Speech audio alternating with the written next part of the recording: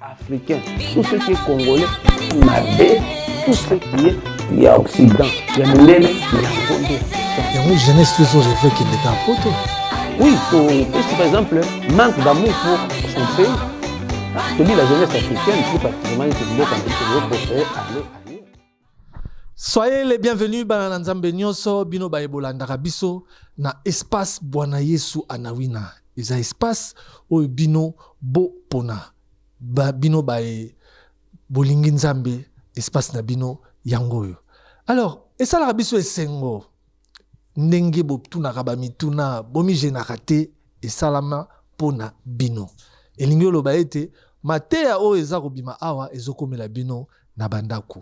En tout cas mbote mingi na bino ba nyonso esika za kotala biso na ba télévision na bino partenaire et puis na nzela ya internet to na chaîne YouTube na biso MJS officiel. Encore une fois, merci. Alors les autres ça la suite est fin. Il y a la femme vertueuse. La femme vertueuse au Bible lobi na Proverbe 31. Yomoko oyebi, ba question otunaki, ozozela mituna. Femme vertueuse oyo akoki ko tomber na piège, il y a esprit de Jézabel te, na aliénation te. Mais moto azasikoyo na parmi ba question pe botunaki, femme aza aliéné, homme aza aliéné. Guérison nae eza na lolenge nini.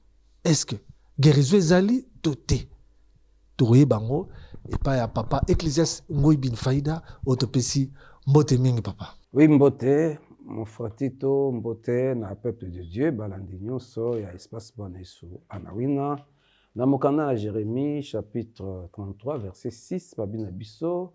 Voici je lui donnerai la guérison et la santé, je le guérirai. Et je leur ouvrirai une source abondante de paix et de fidélité. Guérison, santé, paix et fidélité, et c'est pas dans Nzambe. Rien n'est impossible à Dieu. Ba maladie nyonso, ba envoûtement nyonso, solution n'est pas dans Nzambe. Nzambe akela mokili, ce qui est le baby, tozonge pas dans Nzambe, Nzambe abongisaka. Donc guérison, est ça possible na homme aliéné, femme aliénée, guérison est possible na bato banso oyo ba perda identité na bango po ete bazonga na vraie nature na bango identité na ba pesa bango dans la parole de Dieu. Ndenge tangila biso fois passé na Proverbe chapitre 31. Donc il y a la solution pour na salut à l'humanité, c'est la femme qui doit guérir. À travers la femme, Dieu veut guérir le monde. Eve aza mwasi abomaki mokili. Nanzela Eve pe mabe na ye mobali pa kufaki pe liwa kino le yandaka bato. Marie aye nanzela ya mwasi kaka Nzambe pe aye ko guérir mokili. Jésus-Christ de Nazareth est venu nous donner la guérison. Comme kaka Jésus et l'Éternel qui sauve. L'Éternel notre sauveur. Comme Jésus est pour la guérison. Donc la guérison est possible. À travers la parole de Dieu, la guérison est possible. Mais tout le monde on dirait Moutou à travers la parole de Dieu, Aza guéri.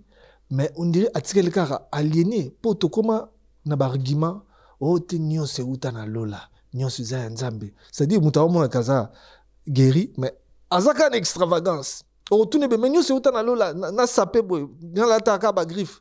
Nyonso eza nzambe na biso atonna na bomengo olobini papa qui biso fois passé verset biblique ici le fils de Dieu vous a franchi vous serez réellement libre. Effectivement moto akoyi koyamba Yesu ayekati na nkolo mais eza na musala monene esengeli salema kati na bato esalema ndeti na mateya oyo tozali na yango mission tozali na yango ko purifier moto na boyebi. Mon peuple périt faute de connaissances. Donc, kozanga boyebi pe ezali kumamoto azala malade, azala inapte, handicapé. Alors voilà pourquoi tozali kotesta malamu chaque jour tozali kofungola mayele ya bato bo bazali kondima yango bazali kozwa guérison. Donc guérison ya solo ezali na foi na maloba na Nzambe. Alors tout le monde appelle individu c'est vrai. Rose a la facilité, il y a une aliénation. Mais ce qui peuple mobimba comme aliéné, yo posa na kati ozo mema makala na peuple wana.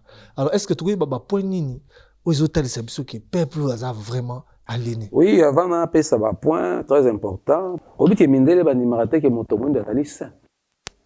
Tant que mal multitude de fidèles qui remènent dans le monde. Plus particulièrement en Afrique, Penamboka na biso. Mondela on dit maté que mosanto aza. Au moins non. Yango ndeko moko verki sayemba ba soki komi na tango ba ya bazabolo ba tchaka moto mwindo. Religion eza moto mwindo za na religion wana. Mais bazo boya ye aza sainte. Saint kaka Mindele. Donc ça s'appelle aliénation. Aliénation. Comment moto mwindo aza la sainte? C'est quoi to sambela point. Oh la Bible nous dit moto ayambié sur le corps mon public ça comme ça. Nous sommes sanctifiés par la parole de Dieu. Appartenance na biso en Jésus. Paul kuto abenga biso abenga les saints. Les saints qui sont en Rome, les saints qui sont à Jérusalem, les saints qui sont au Congo. Donc moto soko yambié sur qui soko mosanto. Mosanto azaka kamundele te. Moto mundu aza diable te. Même na likambo aliénation oyoka par exemple moto kombo na ye Mampasi. Ba parents na yo babotaki. Babi pona nini babotaki mwana bapesi kombo Mampasi na circonstance moko boye. Mais effectivement bakoyi biso biso kombo Mampasi eza kombo ya malédiction eza kombo ya mabe. Mais bapesi kombo Marie. Bon Marie nyolo bani. Kasi za na Bible za bien. Marie de Mampasi. Marie va amertume bololo. Par rapport à Marie, la mère de notre Seigneur Jésus-Christ, oya botaki ye na bomoto, tout le monde passe ya nimonaki. C'est une femme qui avait tant souffert. Na vie ya mwana na ye komona mwana nende babomi ye kanisa kozoma mwana na ndenge nini mwana malamu moto yebi moto espoir ya humanité bato bazo nyoko la mwana baboma oui pas si Marie mona nde Marie signification mani ba mara amertume bololo nde kumwa Marie so balongole kumwa Mampasi ba pesi kumwa Marie pona Marie eza kombo nini ya Bible eza kumwa bosato. Donc c'est ba kombo ya bato baindo eza ba kombo ya bénédiction te. Ba batisio balongoli yo kombo zaki na yango chipama ba pesi yo kombo Pierre. Makambo eketi na ba langue pe zo mona ke bazo préférer ba langue ba Mindele. Yango nde oti koloba par exemple que mutu aza na religion que biso aza toujours oui religion pesa kwa alina mutu. Soko batisi mutu pesa o batisi mutu na batisio kombo na yo par exemple Kabwe. Kabwe ni koloba libanga ya moke. Pierre. Si vous prenez au bas kombo ya Kabwe te po eza Pierre. O pesi nga kombo ya Pierre po eza kombo yo olobi eza ya Mundele. Hein? Ozomona nyonso pesa aliénation. Donc comment on dirait tout ce qui est noir, tout ce qui est africain, tout ce qui est congolais, mabé, tout ce qui est il y a Occident, il y a Mindele, il y a Ngonde, il y a Bossan. Il y a une jeunesse qui rêve qui n'est pas poto. Oui, si par exemple, manque d'amour pour son pays. Hein? Tobi, la jeunesse africaine, plus particulièrement, ils préfèrent aller ailleurs, sous d'autres cieux. Toboy, koza nambo cannabis. Tolobi ni passe dans nambo cannabis, politique eza boye, na bosiko, nana otonga, nana aussi samagambo. Bato nyoso baniba kende wapi? Poto. Mais curieusement, ceux qui okufe na poto kuna mona. Ah, wana siko, au monde aliénation déjà. Tozi bana na biso vigueur, force. Parce que le développement peuple la jeunesse. Main d'œuvre vraiment ce qui est poto. Ba ko sala na poto, ba ko développer poto. Ozomo. Biso to tikala na bana mike na mikolo. Na ba jeune no bazoma lokola ba réussir vite donc à quel poto donc à réussir te. Alors yepé a donc travailler na mutune bana dans l'université partout que y un jour une fois que wapi poto. Donc zomona que Afrique se développer te. Et développer te pour ani parce que main d'œuvre na biso jeunesse na biso vigueur na biso force ya peuple d'abord psychologiquement aza au moins jeune ba jeune batonga te. Asala kanela na foute na appartement mo na gomba. O mbongo wana kwa iko soma mabele pe atongi po asepa na mboka te ti azofana na appartement na gomba na idée qu'un jour au Canada un jour au Poto au Amérique donc même ba jeune no ba awa mituna bango za wapi na poto donc mboka na biso to limi yango te développement ko zala te. Pourquoi? Parce que nous n'aimons pas notre pays aliénation. Changement de mentalité de même développement dans milieu dans monde. Mais il faut bana mutu ya mutu. Changement de mentalité. Ndé bana ko linga mboka na.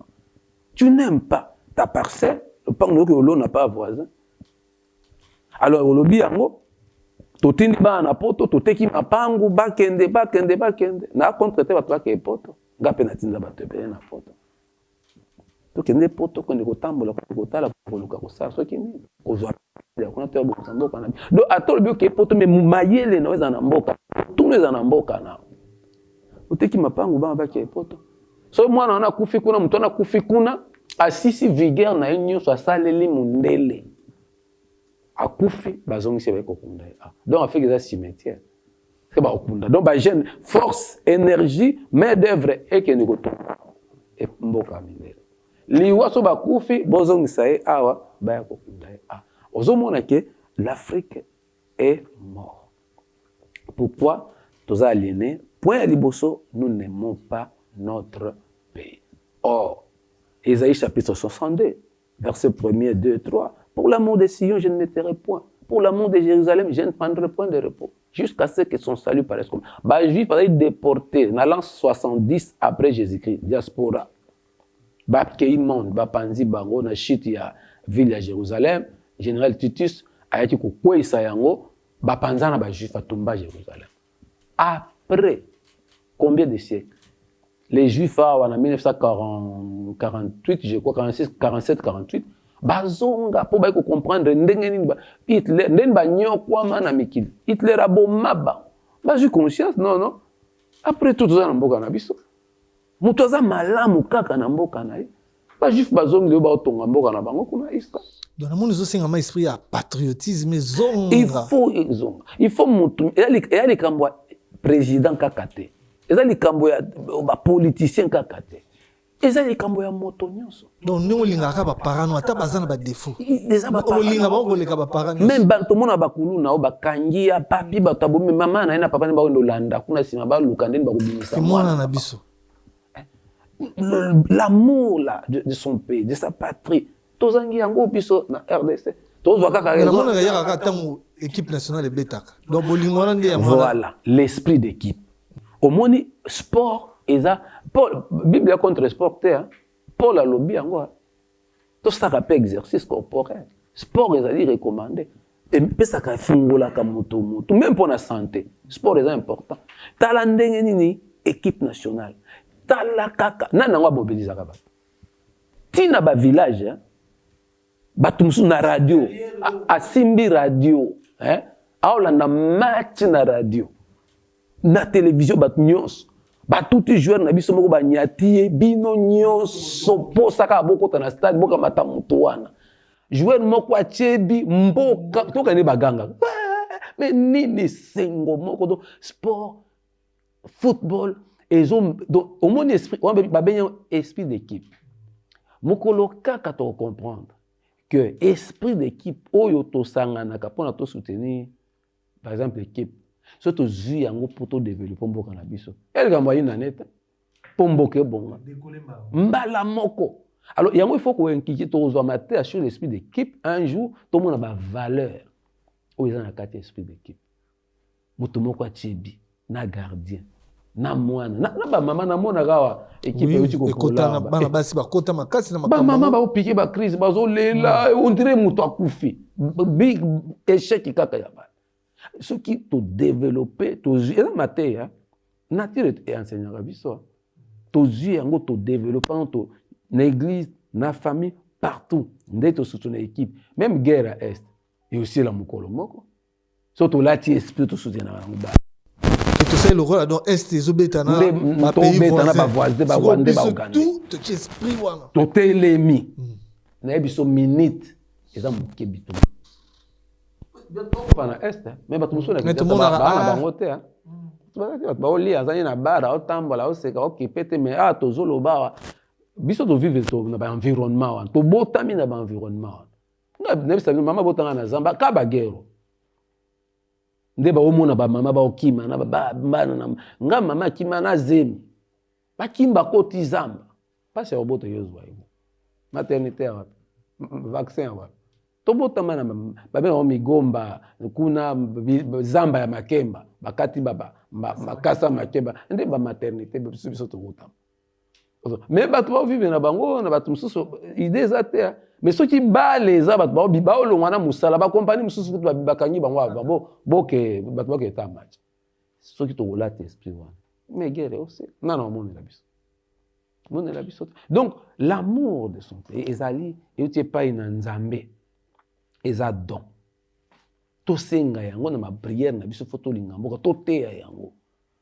ok poto eza malamu eza mabete mais yeba mboka no il faut to tika makambo na teki lopango pona tinda bana na poto il faut to tika makambo il faut to tonga mboka na to linga mboka na biso zomo likambo ya des nations sur le plan ya mboka siko mboto mususu uti poto mindele ba uti Asie ba indien ba chinois bana ba nyonso ndeko mo bisinga même ba papier to zomo na ba milangi ba mayo yo ba papier ya ni ba indien ba osala osala donc indien ya chinois ya wa mopaya ye awa a posséder terre bibi tout lieu que foulera la plante to pêche je te les donne mais biso ba congolais ba africain c'est au posséder poto au tiers le qu'on a poto posséder donc ils zaka ba umbu ona ça misala moko ya bongo mundela omono valete mais so mundela ya omemi na chipo eto monde ba memi mo konzimo wa yaki awa monde ba considérer voilà bref si nous sommes tout au monde aliénation par exemple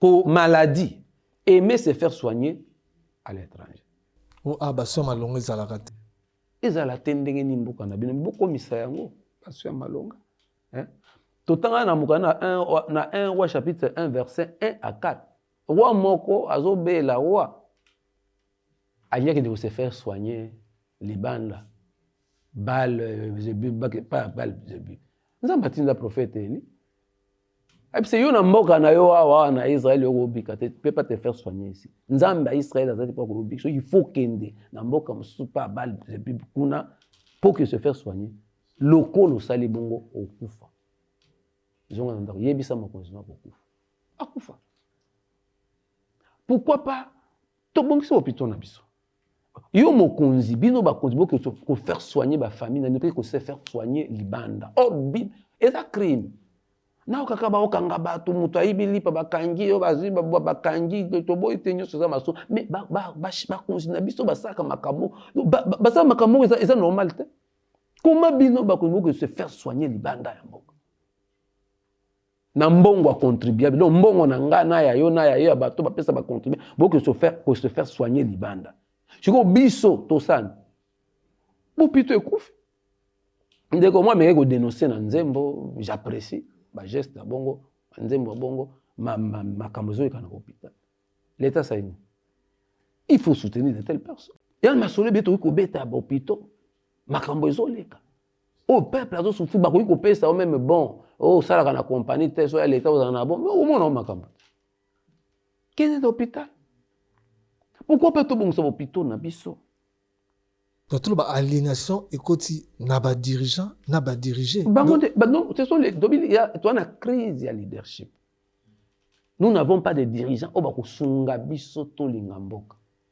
Na mona ka mo tamuke o muzayaka, nous ba bisisie ba sangana, ba yemba pona franc congolais. Ba tu ba linga mbongo. Mo ba biloko ya mike to monaka.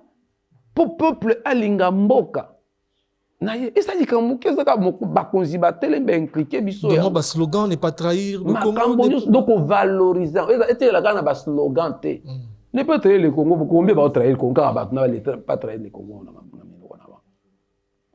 comment bino bakonzi boko se faire soigner à l'étranger comment bino bakonzi basi na bino ko bota à l'étranger na mbongo yana so baba ça va fonctionner mbongo ba étudiant ba pesa ba bourse ça mbongo ezalaka te mais les dépenses qui se font so na poto ya GTA peut-être ba ba monter ko kindi ko se faire soigner na poto mbongo kimunga na poto za GTA devoir ya bon exemple fait utana bango moko oui il faut ba tonga hôpital ba bongisa na ba hôpital ezalaka déjà pe ba construire hôpital ba construire na chaque quartier.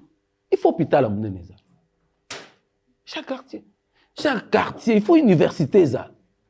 Pour toi, c'est bon. Bah commune nous sommes à l'université. Toi, on a 24 communes, toi, par exemple, on a Mboganabiso. Toi, on a 24 communes, toi, on a 24 universités. bato mosusu bakokotanga na université te po ani alongwa soki maluku aya na campus pa na biso alongwa soki na centre na wapi kuna na barumbu transport moi embouteillage nyonso tozomona difficile mutu mosusu akokata classe bato yango komiko nani tanga na nga na poto nani tanga na nga na poto nani tanga na poto non donc tozomona eza aliénation tango bakonzi bakoki kopesa biso tokende ko se faire soin tokotisa pe mbo toloba to développer mboka na biso to développer ndé mbongo tokoki kofuta na bopito cher pourquoi pas et ça na mboka na biso eza aliénation topesa sous exemple mosusu kolata ba griffe congolais tonga griffe mundele ye même ata ba bambi yango ya munyato ba bambi kaka au peuple alingane sap mais eza aliénation. Comment tu peux ça ba griffe photo no tanga ba komona ngwa te ba griffe nyonso to mona ka surtout ba ser na biso ba sac na bangwa linika ka griffe et sac utibo bilambe utibo ba sapato utibo mais eza aliénation. Un peuple doit être fier. Ti le to kumisa Chine ba tombo ki Chine mais to bisika Chine na uti. Et ça politique en mao. Mawa la kisaki bango consommons chinois. Biso ba chinois toli atotunda oyo tika ne to miseli ba toli pata. Biso to ba couture na so ba na valeur terre. Biloko nyonso valeur il faut tana poto peso te kama cher. Mais ya biso kende de ba pays africain ba pesa valeur na ba couture na ba West africain par exemple. Na Kenya par exemple. Na Kenya bana bilamba na Afrique de l'Ouest. Bazo meka ko valoriser même bilamba na bamba culturel ya on to bien biso to mola de bilamba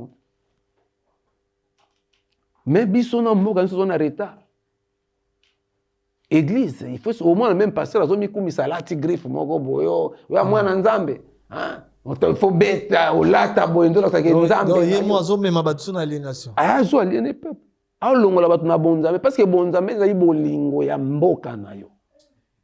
Parce que ce qu'on a les lombos quand se coupe poigne aux hommes ce qu'on les bienté ce qu'on l'a te bienté au fin ça pas tout au fin on zamba on bat na okacha o bat mboko ka bat bali ko sambela pas ces aussi là et l'autre côté ba comment finga nzamba est-ce que problème est nzamba to ya bino moko na ba konzina bino vous n'aimez pas le beau pays le paradis que Dieu vous a donné pour la Belgique ya tamboli partout anane c'est on a moi c'est parce qu'à moni monde naturel.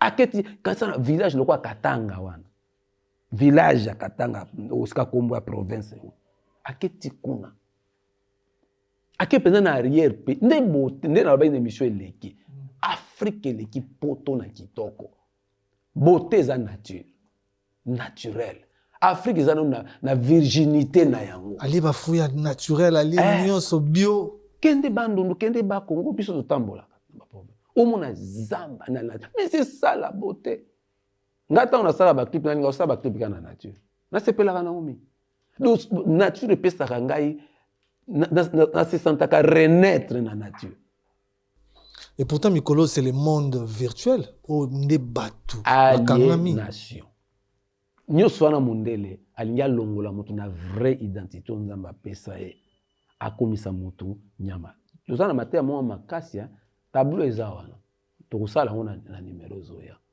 o comprendre makambo wana to lobi ko se glorifier na biloko ya bapa non to se glorifier na biloko na biso to valoriser biloko na biso nde mboka na biso ke liboso batu pe ba consommer congolais mindele ba consommer congolais ba ndeko na biso ba consommer biloko na biso kwa so surnaturel ko lakisa ke pour moto pour ba équipe biso pour la poile bo entraînement zakate bozi entraîneur moko afanda na Argentine match lobby aye ozomo bo entraînement bo salakate bo zanini kisi nzamba salaka na ebongo te kisi pe salaka bongo te nzombo le soirée ba mission no mona ka bana ba talisman ba Ronaldo na bana ba talisman je vous l'ai dit ba konje belu kuna mona ba ndapoto bana ba talisman ba équipe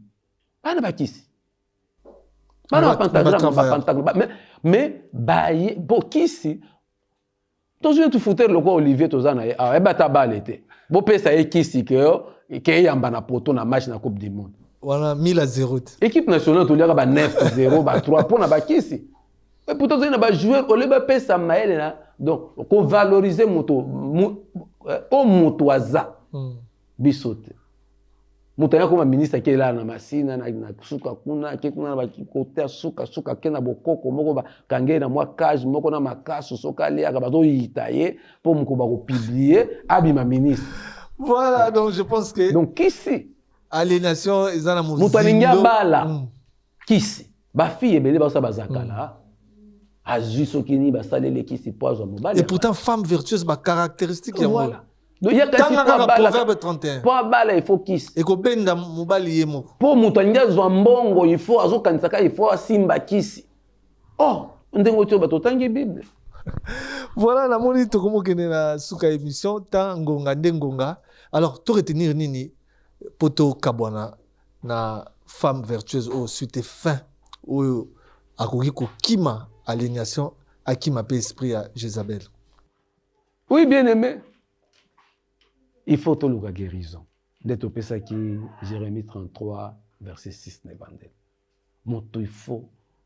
Pour moto comme la dimension tozoloba, il faut ebanda. Il faut bonimwanza mekol. L'amour de Dieu est au tindanga na linga yo. Na linga prochaine nga, na linga mboka na ngai. Bolimwanza meko pekisa yo obwaka sachet na mabele. Po sachet ko boma mabele oyo ya nzamba pesa. Bolingo nzambe ko pekisa nga na boka salite na maya alamu na maya nje na fleuve pollution ko sale bolingo kaka ya nzambe ko linga nzambe ko yeba nzambe nde ko tneso peto to mona nature comme bénédiction mutu nzamba pesto comme bénédiction okoi mokonzi bolingo nzambe ko tinda yo o tongo hôpital o tonga ba école o détourner mbongo te bolingo nzambe e ko tinda même kutu IGF atane na musala te.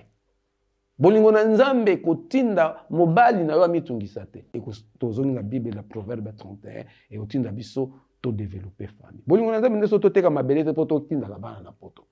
Toza fier na mboka nzambe pesi biso. Nous allons nous contenter de ce que Dieu nous a donné. Donc Jérémie 33 6 la guérison est très important. Il y a un bête c'était psychologue. Bana musala munene ya kosa mutu na mutu esika azali ayeba oya tanga connaissance azana yango a transmettre yango pona salut ya humanité surtout salut ya mboka na biso. Merci papa Ecclésiaste. Bolandi conclusion ya kitoko amour eloko mosusu te bolingo soko lingi oza la femme vertueuse ndenge Bible sengeli otangi Proverbe 31. En tout cas, on va comprendre. Et dans le verset Morizana Katsikuna, la beauté est trompeuse. La beauté est vaine. Dekonangai, milingayo moko, naki naturel, ndenge nzambe, akelayo. Et puis, on a la femme vertueuse, on peut sa mokongo na aliénation. Bilanda landa. Milinga yomoko. Et guérison, nde bokomaki belé, ils en a Jérémie 33:6 et Rosala guéri au longwa la aliénation bolandi pe ndenge nini ba point nini la que peuple au hasard aliéné. Réponse ezaka amour, esprit à patriotisme ezana mutu na mutu ko banda na bakonzi tina biso ba dirigeant soki tozana esprit wana ya patriotisme na mutu bima na aliénation et mboka na biso et Rosala développer. En tout cas, tokomi na suka, merci na bino nyonso bolandi biso na espace Bwana Yesu. Anawina oningo bandela kolanda matea oyo kende na MJS officiel na YouTube Rolanda matea oyo et puis Rolanda bateme belé eza na kati to monani balasi.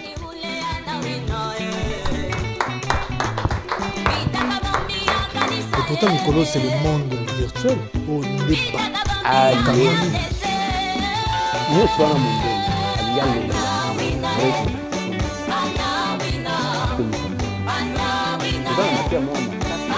en